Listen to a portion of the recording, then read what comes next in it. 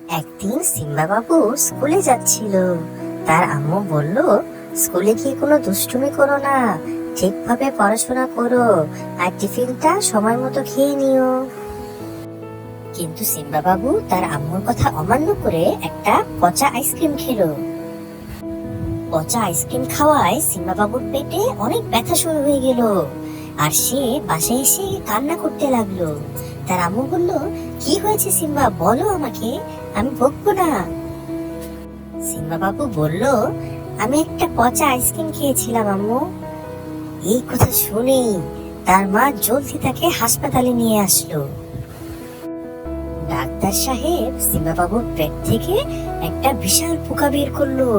তা দেখে সবাই অবাক হয়ে গেল।